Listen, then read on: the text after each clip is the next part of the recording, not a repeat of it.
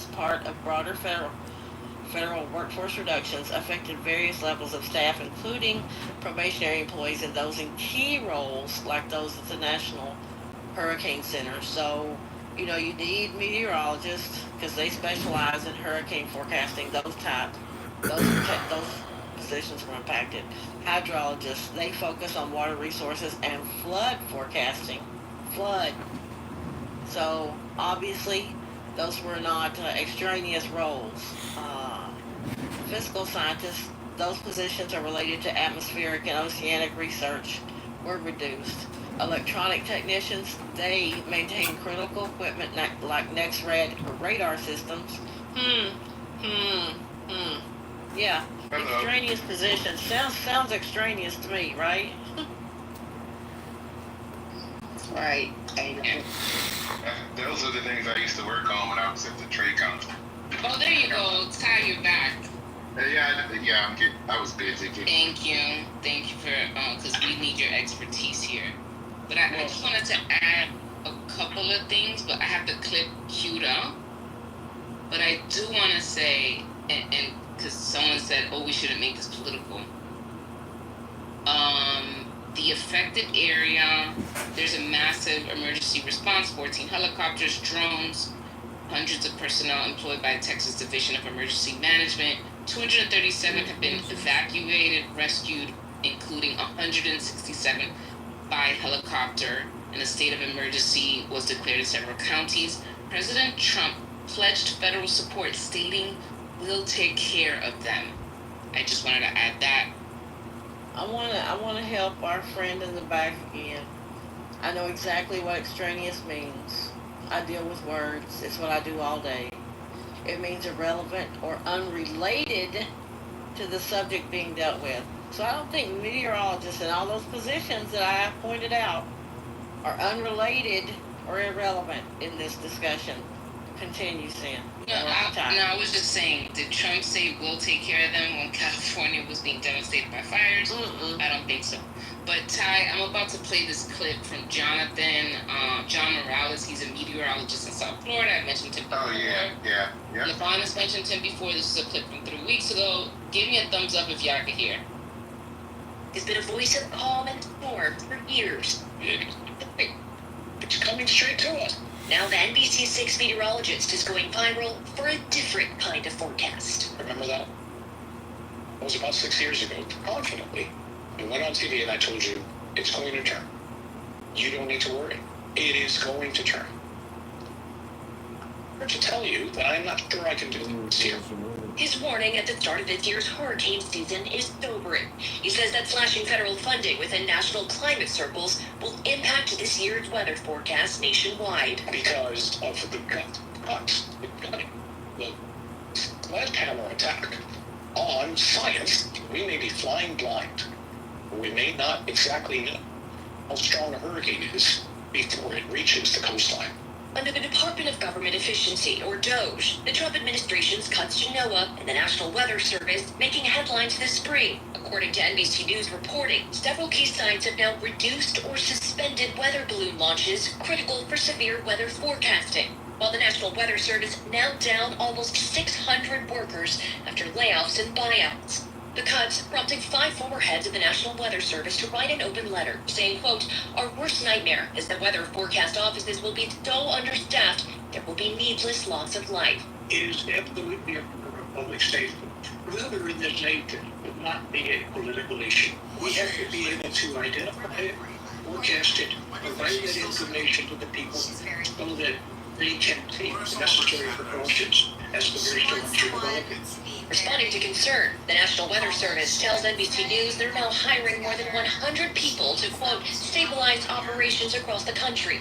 But the Trump administration claims the agency will have enough resources, despite criticism otherwise. We are fully staffed with forecasters and scientists. Under no circumstances am I going to let public safety or public forecasting be touched. As As NBC News meteorologist Chase Kane reported last week, a new bill recently introduced in Congress would protect Weather Service workers from future federal budget cuts and classify them as critical to public safety. Last October, Hurricane Milton exploded in size from a weak tropical storm to a deadly Cat 5 in just 24 hours. Realists and famously emotional over what the storm's rapid intensification would mean for human lives. I apologize. This is just horrific. Heading in an article at Am I Worried? You Bet I Am. Warning that erratic weather from climate change is on a collision course with a slashed forecasting industry. Laura Sapara, NBC News.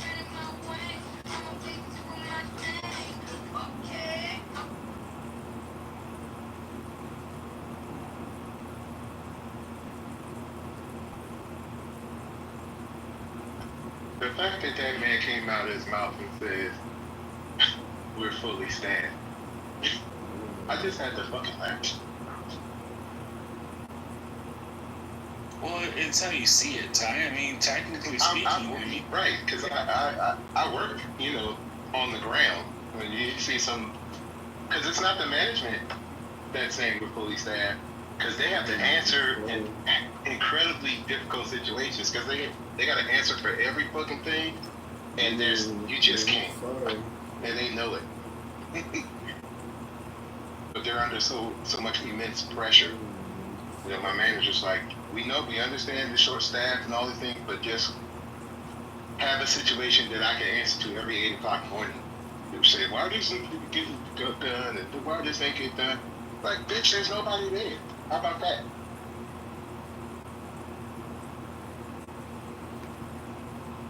well, we were told that the staff cuts, the cuts towards NOAA wasn't towards staff, it was critical equipment. So that's why the budget cuts were coming from there, which then I can tell them that was grossly not the case. And go from there. It's just so much miscommunication, but again, we're going to have an administration that's going to not take any responsibility and then just blame the organization it cuts off because apparently it's just easier that way. It's not my actions that got us in trouble. It's, the people who have gutted, like Ty said. Well, I can tell you, February 27th, by executive order, Trump, he had over 2,000 NOAA employees, which is approximately 20 to 27% of staff, were either terminated, offered buyouts, or fired from from NOAA. So that's 20 to 27% of the total staff. I don't know if that had anything to do with this situation, but to think that that's not going to impact any upcoming potential weather tragedies, people spoke of that thing. Yeah, that makes sense now, because it makes sense now our unions were able to get the politicians to reverse their thing when it comes to federal employment, because you see how DHS and a couple other agencies are quote unquote they're no longer unionized, but this shit would be even more exacerbated if that was the case.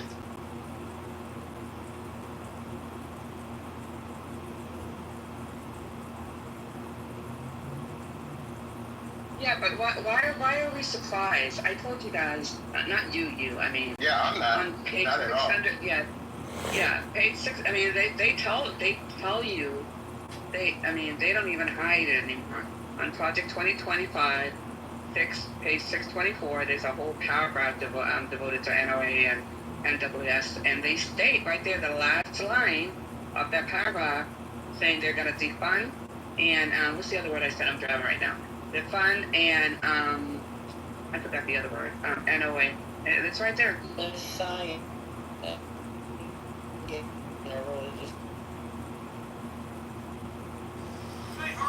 That's just my easy answer.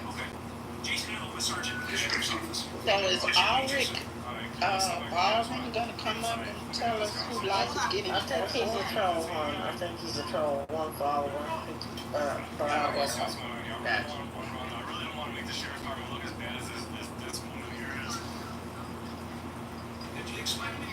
He obviously can't be who he really is,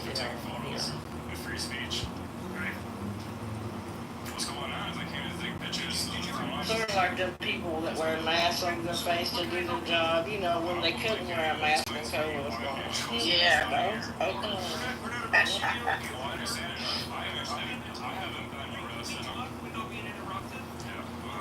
So you have full First Amendment rights, free to suffer here, everything. I can't speak for the town.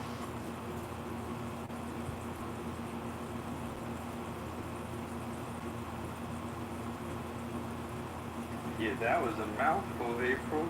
They couldn't wear their mask during COVID, but they can only wear it during this job. Oh, they love it during this job. You ain't gonna catch them without a gate. You know, don't they call them things gators? That you wear and pull up like that? They all up in that shit. You won't see one without it. Right, somebody, I forget who it was, here last night saying, 2 people in their family were affected. Was it doctor responsible? 2 people lost their jobs because they wouldn't wear a mask. Oh, now we can go be pretend I say Yeah. Pretend that part. Use your house to trial our new pop-in roofs. We're looking for homeowners within Valence.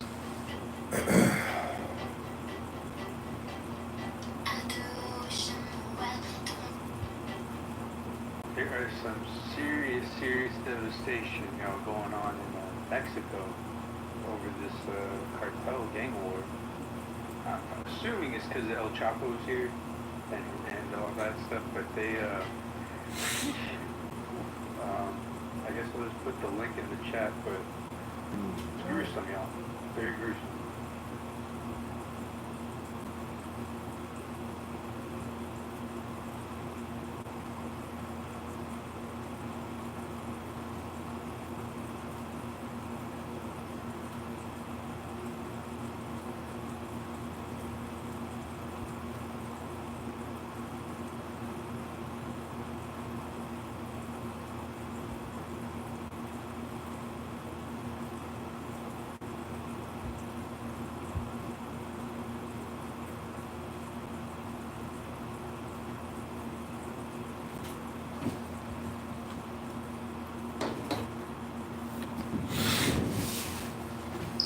I don't know. I couldn't even see myself. I tried to imagine being married to one of the senators.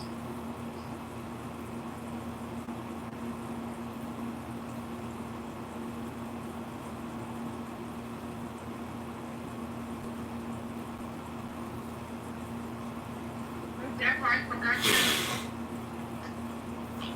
Well, but then how do you square that with the accusations that he's also anti-Semitic? I mean, again, I'm not putting forth one point of view or another. I'm just saying that it's very hard to discuss what's real.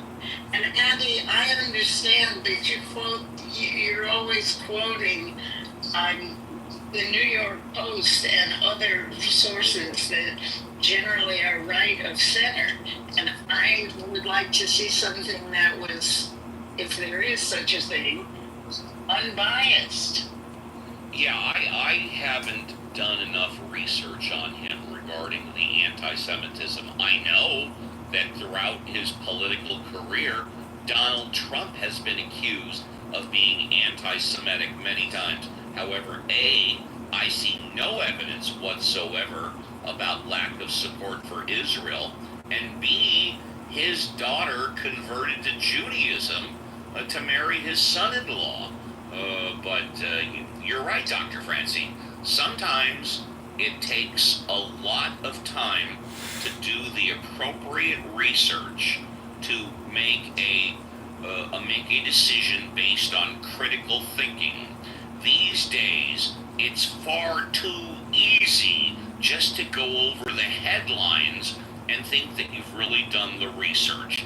And with that, Dr. Francine, would you like to take a minute or so and say goodbye, and we'll give you a first-class escort to the VIP. Absolutely, and goodbye, everybody. Dr. Francine, always a pleasure to have you on the show. Thank you. And now let's go to El Normo. El Normo, would you like to say goodbye? Sure. And in so doing, I'd like to return to a recent remark of Dr. Francine, where she said it's hard to know what's true. Yep. I think somebody in here echoed that. And in response, I want to say that's precisely the problem we find ourselves in, the pickle, because of the fragility of our institutions to intermediation in social media. So if we have 100 different YouTube videos, TikTok videos, Instagram reels, and Facebook posts and yo-yos on Clubhouse telling us different things, how do we understand? What are we to latch onto as you put it, true or real or unbiased? Up until recently, America had developed an attempt, at least in the press, to offer unbiased reporting, mediated by editors and executive producers and so forth, who were trained in news judgment. They tried to tell the story in an unbiased manner. And we've lost that professionalism in the news business. We've lost it in our institutions of higher learning in the academy. We've lost it in our lower schools. We've lost it in politics. There is barely an attempt anymore to tell the truth, I would say. And we've lost it in the law and the judiciary. So we're in a bind now, because only a few people know how to triangulate, consider all the stories, and figure out what the truth is. Most people can't do it, or won't do it, or both. So I leave you guys with that thought about the importance of critical thinking. Thank you, Norm. First class escort to the VIP. Before we move on, I strive to all of the nieces and nephews, and especially the Mod Squad, that based on what Norm just said and what you've heard me say time and time again, I will always, always, always do my best to use my critical thinking abilities to distinguish fact from opinion. And when I know it's not a fact, I will give you my opinion. And when I believe it to be a fact, I will state it to be a fact. And if somebody corrects me, I will be the first one to admit if and when I am wrong. Let's go to Hero. Would you like to say goodbye? Ooh, you're in the Matrix there, brah. Goodbye. Yeah, we heard that. Goodbye. Thank you very much. First class escort to the VIP. Andrew, actually I was going to say Hero's not a neighbor to the north. He's visiting the north. Andrew is a neighbor to the north. Andrew, would you like to say goodbye? Yes, two things. First, in regards to the bias, I prefer the word balanced over bias, but that's fine. But I did see an article yesterday which kind of just throws it. It's not just the media here that we're talking about. This was a politician in the UK who, I believe, they have the Reform Party, which is under Nigel Farage, had gained some council seats for local government, and this one person had said that he had removed all this literature, if you will, from a children's section, if you will, of the local library that was in regards to sexual identification, all that kind of stuff, trans, etc.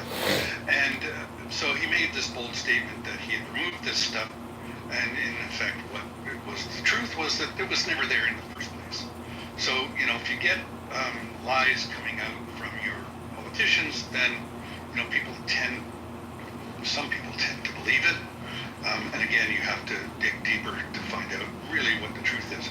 And then I wanted to speak to, just briefly, the piece that Scott played from Bill Maher about the Democrats. And I want to give you a case in point here in Canada. Back in the 80s, the Conservative Party split. Wednesday night, and it's time for they lost an election hugely, and they had, like, they weren't even an official party. But that, the Conservatives split into the Conservative Party, whatever, Reform Party, etc. And what this did was it split the right vote. And I think with this announcement by Elon the other day about this America Party, and some of the figures that I saw in terms of support for that, kind of having a third party in the United States, it was higher among men and Republicans that would support that than Democrats. And what that would serve to do is split the right vote. And so that would be a good thing for Democrats as it would turn out. And we have this problem here in Canada all the time. Really two parties that are left-leaning, the Liberals and NDP. And just in our last election, since here in Ontario, we lost specifically because of that reason. The split, the vote was split on the left, and so the right Conservative member got in. And so that's just the way things work in that regard. So be careful with your third party. Anyway, bye everybody. Have a great day. Andrew, thank you for contributing to the show, because without question, the show is better with you than without you. Now we go to the Mod Squad, who do not get first-class escorts to the VIP. They have to stay on stage and do the heavy lifting. JCC, would you like to say goodbye? Yeah, everybody have a great rest of the weekend. Happy 4th of July for everybody. Sound like it was a good room. Came in late, had things going on. You guys enjoy. The only thing I regret so far is that Rick Sanchez did not stick around to talk about the AI viral other than that great show. Daryl, would you like to say goodbye? I would. On the Mondani thing, right? So, the little thing about New York, it usually tends to be whoever controls the teachers' union controls the election. The teachers' union is a block. They go out in mass numbers and they vote together. The wild card this time is that he's also talking about reduction in police force, and the police union and the firemen's union, they're also all very big unions. And even though Mondani may have secured the primary, Eric Adams right now is saying that he's staying in.